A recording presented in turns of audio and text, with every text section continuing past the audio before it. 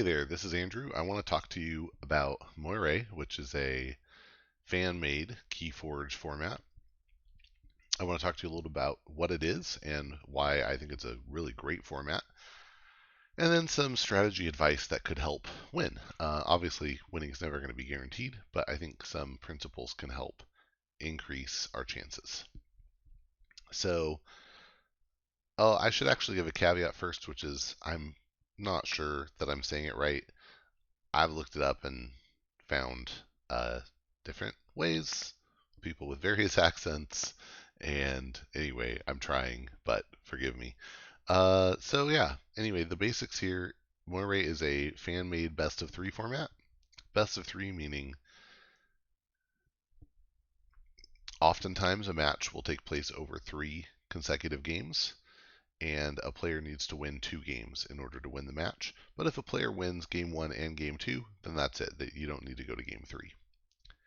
To play Moirai, each player needs to bring 3 decks. You're going to play 1 game of solo, meaning you play a deck that you brought. You're going to play a game of reversal, and you're going to play a game of short adaptive. You can see my previous video on adaptive for a better explanation or a longer explanation of what adaptive is and what short adaptive is. But in short, each when you go into short adaptive, each player is bringing a deck. Each player will choose which deck they would prefer to play. If they picked different decks, then they just each play the deck they picked. But if they pick the same deck, then they go into bidding chains in order to determine who gets to play the deck that they wanted. Whoever, after one player passes, the other player will play the selected deck at the number of chains that they last bid, and the other player will play the other deck at 0 chains. But in Moirai, you'll only go to short adaptive if a different player wins game 2 than won game 1. The interesting thing here is that you each assign your opponent's decks to their format. So if we were playing Moirai, I would get to look at your 3 decks and choose which one you would play in solo, which one I would get to play in reversal, and then lastly, which one would be the one you bring to adaptive. And you would do the same for me. So theoretically, I'm playing my worst deck as chosen by you in solo. I'm playing your best deck as chosen by me in reversal, and then the remaining 2 decks are the options in short adaptive. It's really a fun format. It's a very skill testing format. It combines aspects of Triad, where you're having to read and compare 3 deck lists, and adaptive, where you're having to switch back and forth between solo, adaptive, and then bidding chains. It really does a good job testing list reading ability. So for that reason, I think it might be up there with maybe even higher than Triad on the skill testing scale. I'm not totally sure that I want to commit to that, but I think it might be actually more skill testing than Triad. And it's a great, really fun format. So let's talk about strategy. I really recommend, if you have not taken in my previous screed on adaptive strategy, I'm going to reference it here, and I won't go into depth on everything. So there are certainly things that I go into more depth there, and I'll just kind of gloss over here, and it's very relevant. So my first advice to you for Moirai in particular is that you should bring even decks. In Triad, you don't need to worry about this because theoretically you'll just always be playing your 2 worst decks out of the 3 you bring. So if you have one deck that you bring that's just way better than the others, it's essentially going to always get banned. You're going to play the other 2, and you're pretty much incentivized to just always bring the best decks that you can. However, here, evenness really matters, and let me show you that with some math. Let's imagine that I bring 3 decks, and again, these are not SAS levels or anything like that. This is just, let's say, relative power level, and one's a relative power level 50, one's 100, one's 150. Then, and we're going to play solo, reversal, and adaptive. It behooves you to assign my worst deck to solo, my best deck to reversal, and my middle deck to adaptive. So we'll end up with something like this. The 50 is on solo, the 150 is on reversal, and the 100 is on adaptive. Let's say that you do the same thing, and I'll assign similarly. So your 50 is on solo, your 150 is on reversal, and your middle one is on adaptive. Well, this is a pretty even match. We probably have even chances on any of these. Now, obviously, this isn't taking into account matchups or whatever, but just on the flat basis of these numbers, right? We each have an even chance here. Our skill in piloting and the luck of the draw is what's going to determine who wins here. However, let's imagine that instead you brought all 100s. In this case, doesn't matter how I assign them, I'm going to end up playing one of your 100s in reversal, you're going to end up playing one of your 100s in solo, and one of them will go into adaptive. And obviously I could, again, try to guess what you're going to do and assign based on matchups, but we're just dealing with raw numbers here. It ends up looking something like this. Well, this is pretty bad for me because on the solo front, you're clearly going to do better. You have a twice as good deck.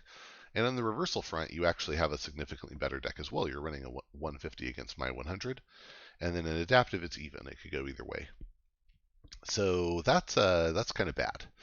I'm almost guaranteed to have a match loss here because I chose to bring such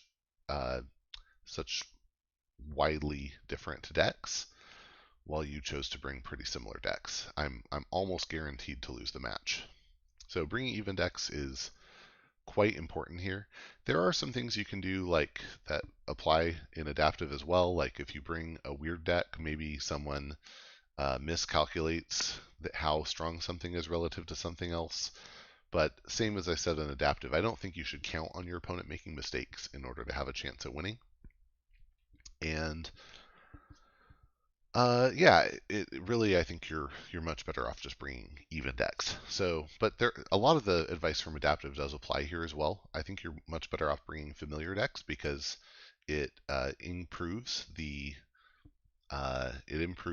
how much value you're going to get out of the decks when you're playing your own.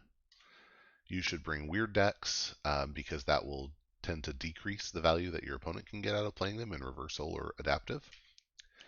And then this is the controversial advice I have in adaptive, and it's same here, is I think you're always better off bringing very good decks. So let me illustrate that with some more math, and bear with me here.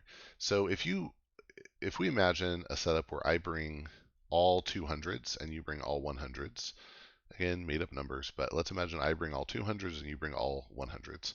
Well, and let's imagine that we're each playing our own decks at 85% efficiency. Well, that gives me a really strong advantage in the solo game, in the game one, because after accounting for a little bit of missing efficiency, I'm playing at 85, let's say 85 value above you is what is happening here. So that's a pretty strong advantage. Of course, in reversal, the opposite is true, and you're going to end up with a pretty strong advantage because you're playing my 200, I'm playing your 100. You're going to have a much better advantage. Let's assume that the efficiency is worse because it's reversal, but still you have a pretty strong advantage. Maybe less than in solo because, again, we're playing at lower efficiency.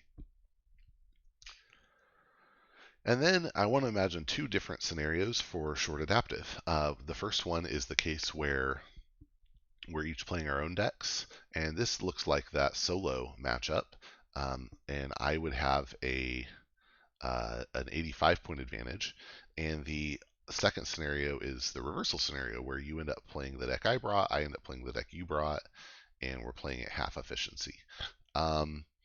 And this builds on the math that I show in my adaptive video, but essentially you can see here that the difference, there's a difference actually in the, there's a difference in the level of advantage that we would each get. In the first scenario where we're playing solo, I get 85 points of advantage, whereas in the reversal scenario, you're getting 50 points of advantage. Well, if we assume that each that every 5 points is worth a chain, then that means that your ceiling for bidding chains is 10, and my ceiling is 17. And so that means that anywhere from 11 to 16 chains, I would have an advantage. Now, again, these are made up numbers. I don't think that it'd be pretty rare to end up. That's a pretty extreme situation to have a range like 11 to 16 um, where you could bid and have it be an advantage. It's probably tighter than that most of the time in real life. But I think this does show, hopefully convincingly, that actually the player who brings the better decks has an advantage here. They're more likely, the player with the better decks is more likely to get a 2-0 win because their disadvantage in reversal is probably less than their advantage in solo. And additionally, when it comes time to do short adaptive, they're in a better position. So now a lot of other advice that I mentioned in my adaptive video also applies here. Having more reps with your own deck is going to improve this, the piloting multiplier here. And having experience across a broad variety of deck archetypes is going to improve your piloting multiplier in reversal and possibly in adaptive. Knowing how to bid chains is also really important. So all that stuff still applies, but I think again, you're just better off if you're the player bringing the better decks. So that's it. That's again, I think there's more detail on a lot of this in my adaptive video, but this is the stuff that's specific to Moirai, and I hope you enjoyed it. I hope you get a chance to try out the format, and I hope this helps and that you'll get out there and forge some keys. Keep in mind, anytime you're playing best of 3 games, could be kind of a slog, could get beat down a bit. But if you have a learning and growth mentality, then I think you can keep up the fun. I certainly have been able to, even through getting pummeled here and there. So thanks, and yeah, get out there and forge some keys.